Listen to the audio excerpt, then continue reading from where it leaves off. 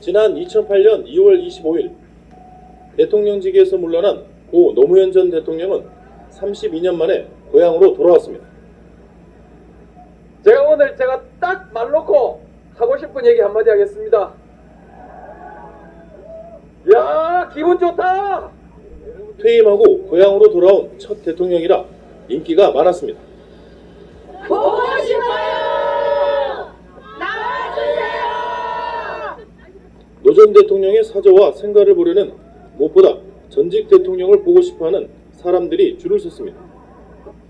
시민들과 서슴없이 악수도 하고 사진도 찍고 전직 대통령이라기보다는 친근한 옆집 아저씨, 동네 할아버지였습니다.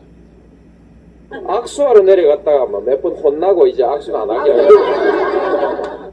소중한 결실을 맺었을 때에는 논에 퍼져 앉아 마을 주민들과 막걸리 잔을 부딪히며 즐거워했습니다. 올해는 기대보다 좀 나은 수준이라고 말할 수 있죠. 왜냐하면 얼마간 감수가 될 것이라고 각오하고 했는데 원래 감수는 전혀 없었습니다. 일반 완행농법하고 수학에 있어서 수준의 차이가 나지 않았어요. 그래서 성공이라고 말할 수 있죠. 오늘 새벽 5시 경남 김해시 봉화마을에서 수천 명의 조문객들이 참석한 가운데 노무현 전 대통령의 발인식이 열렸습니다.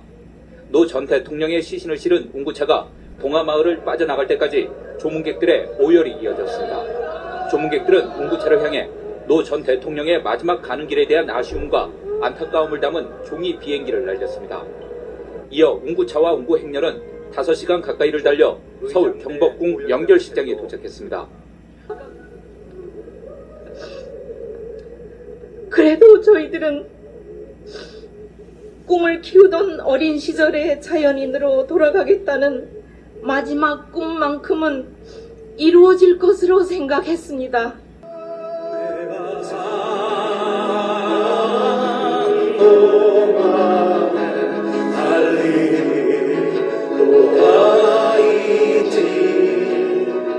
노무현 전 대통령이 생전에 직접 부른 노래가 울려 퍼지자 시민들의 눈에는 눈물이 고이기 시작했습니다. 연어라는 프로젝트 이름으로는 노무현 전 대통령 측근의 금품 수수 비리를 조사하겠다면서 필리핀까지 출장을 갔지만 정작 수집한 것은 풍문 정도인 것으로 저희 JTBC 취재 결과 확인됐습니다. 국민들이 모아준 대북 공작금은 필리핀까지 가서 뇌물로 쓰였습니다. 검찰은 당시 국정원 간부들에 대한 구속영장을 청구하고 이명박 정부 청와대가 이와 같은 사실을 지시했는지 또 사전에 보고받았는지 수사를 확대하고 있습니다. 선서, 나는 헌법을 준수하고 국가를 보유하며 조국의 평화적 통일과 국민의 자유와 복리의 정진 및 민족문화의 창달에 노력하며 대통령으로서의 직책을 성실히 수행할 것을 국민 앞에 엄숙히 선서합니다. 2017년 5월 10일 대통령 문재인.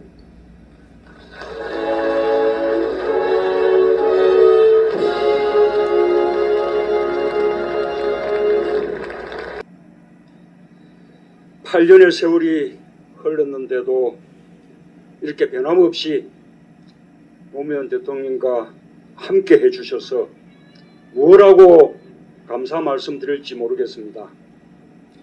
제가 대선 때 했던 약속, 오늘 이 추도식에 대통령으로 참석하겠다고 한 약속을 지킬 수 있게 해주신 것에 대해서도 깊이 감사드립니다. 노무현 대통령님도 오늘만큼은 여기 어디에선가 우리들 가운데서 모든 분들께 고마워하면서 야, 기분 좋다 하실 것 같습니다. 애틋한 추모의 마음이 많이 가실 만큼 세월이 흘러도 더 많은 사람들이 노무현의 이름을 부릅니다. 노무현이란 이름은 반칙과 특권이 없는 세상, 상식과 원칙에 통하는 세상의 상징이 되었습니다. 우리가 함께 아파했던 노무현의 죽음은 수많은 깨어있는 시민들로 되살아났습니다. 그리고 끝내 세상을 바꾸는 힘이 되었습니다. 문재인 대통령이 윤석열 검찰총장 임명을 제거했습니다. 인사청문 보고서를 국회에 거듭 요청했지만 한국당과 바른미래당이 거부하자 그대로 임명한 겁니다. 각종 비리와 부정부패를 뿌리 뽑음과 동시에 시대적 사명인 검찰개혁과 조직 쇄신 과제도 훌륭하게 윤 대통령과 여야 5당 대표의 회담이 오는 18일로 잡혀 임명이 미뤄질 거란 관측도 있었지만 청와대 입장은 확고했습니다. 청와대 고위 관계자는 임명 철회 가능성이 조금이라도 있었다면 18일 회담에서 야당 의견을 수렴했을 거라며 임명을 안 해놓으면 회담 때 괜한 이슈만 될 것이라고 설명했습니다. 제가 처음 말씀드린 그 두 가지의 그 공약이 공정과 상식을 가장 대표하는 그런 공약이라고 보시면 될 것 같고요. 여러분 안녕하십니까. 조국 법무부 장관 후보자를 둘러싼 여러 의혹을 확인하기 위해서 검찰이 오늘 전방위 압수수색에 나섰습니다.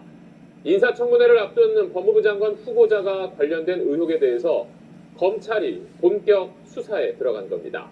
어제 영장을 발부받은 검찰은 오늘 압수수색이 시작된 뒤에야 법무부에 보고할 정도로 보안을 철저하게 유지했습니다. 불법으로 요양병원을 설립해서 요양급여를 챙긴 혐의로 1심에서 실형을 선고받았던 윤석열 국민의힘 대선 후보의 장모 최모 씨가 항소심에서 무죄를 선고받았습니다. 재판부는 최 씨가 요양병원을 불법 개설하거나 운영에 관여한 사실이 없다고 판단했습니다. 김건희 씨는 확인된 것만 모두 5개 대학에 가짜로 의심되는 이력서를 제출했고 윤석열 후보와 결혼한 뒤에도 이런 일은 반복된 것으로 드러났습니다. 윤 후보는 금시초문이라고 주장했지만 정치권에선 조국 전 장관 때와 이렇게 다를 수 있냐며 내로남불이란 비판이 쏟아졌습니다. 이기주 기자입니다. 김건희 씨가 윤석열 후보와 결혼한 다음 해인 지난 2013년 안양대 겸임교원에 지원하면서 제출한 이력서입니다. 수상 내역에 2004년 서울국제 애니메이션 페스티벌 우수상을 받았다고 돼 있습니다. 하지만 주최 측은 김건희 씨나 개명전 이름인 김명신 씨에게 상을 준 적은 없다고 밝혔습니다. 그래서인지 김 씨는 본인이 받았다면서도 무슨 상인지조차 오락가락했습니다. 2007년 수원여대에 제출한 이력서에는 2004년 서울국제 애니메이션 페스티벌에서 우수상이 아닌 대상을 받은 걸로 돼 있습니다. 윤 후보와 결혼한 이후만 봐도 허위 경력 의혹은 또 있습니다.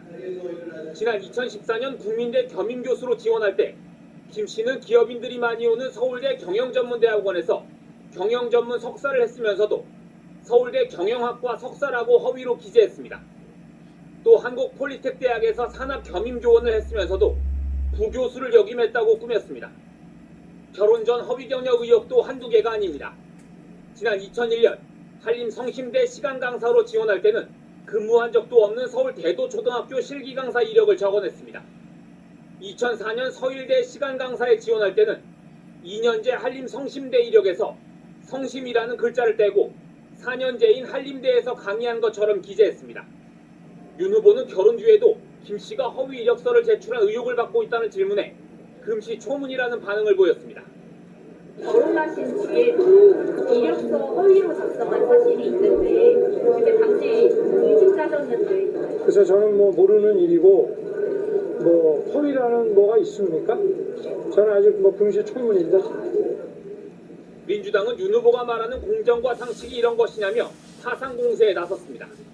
처리를 해나가는 과정에서 자기들 마음에 안 든다고 아예 그거를 다 뺏겠다. 난 처음엔 농담하는 줄 알았습니다. 오랜 기간 사정 업무를 해왔지만 이런 정권은 처음 봤다면서 문재인 정부가 김대중 노무현 정부의 계승자라고 하지만 그건 사기라고 부정했습니다.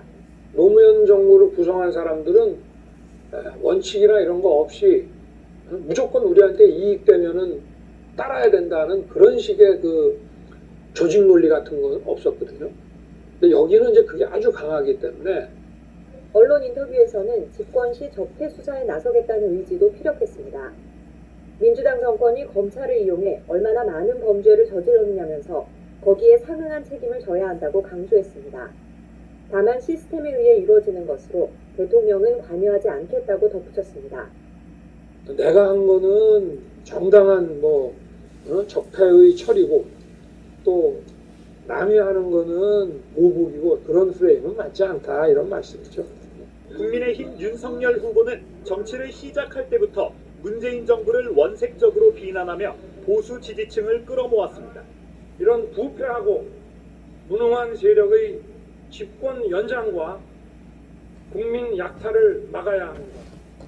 이 무식한 이 삼류 바보들을 데려다가 정치를 해서 나라 경제 망쳐놓고 내심 불쾌했지만 청와대는 대선 중립을 이유로 직접적인 반응을 자제했습니다. 하지만 문재인 정권 적폐 수사를 예고한 윤 후보의 발언은 선을 넘어도 한참 넘었다는 게 문 대통령의 판단입니다. 현 정부를 아무 근거 없이 적폐 세력이자 범죄 집단으로 단정한 것은 물론이고 집권 시 검찰의 수사를 지시하겠다는 뜻을 밝혔다는데 문제의 심각성이 있다는 겁니다. 없는 적폐를 기획사정으로 만들어내겠다는 것인가 대답해야 한다. 대놓고 적폐 수사를 공약한 대선 후보가 집권하면 검찰은 없는 죄까지 만드는 기획 사정을 할 수밖에 없다는 설명입니다. 노무현 전 대통령 서거 이후 정치검찰 개혁을 위해 매진해온 문 대통령 입장에선 검찰을 앞세운 보복 수사 의지로 읽힐 수 있는 윤 후보의 발언에 더욱 민감할 수밖에 없다는 해석도 있습니다. 검찰총장 출신 대통령이 검찰권을 사유화해 노 전 대통령의 비극을 초래한 정치보복을 반복할 수 있다는 겁니다. 또 윤 후보가 자신의 측근인 한동훈 검사장을 독립운동가에 비유하며 중용하겠다는 뜻을 밝힌 대목도 논란을 키웠습니다. 한동훈 검사가 독립운동가라면 검찰개혁을 추진했던 문재인 정부와 민주당 또한 마찬가지로 일본 제국주의자가 되는 거라고 생각합니다. 이게 어떤 정치 권력이 아무리 독재 권력이라고 해도 이렇게 문제가 되고 터지면은 그거는 철저하게 수사해서 대통령 측근이든 누구든 다 처리를 해왔습니다. 사법 업무를 하는 사람에 대한 보복은 원래 중범죄입니다. 그건 겁이 없어요. 보통은 겁나서 못합니다. 안 그렇습니까? 대통령 임기 5년이 뭐가 대단하다고 너무 겁이 없어요. 하는 거 보면은.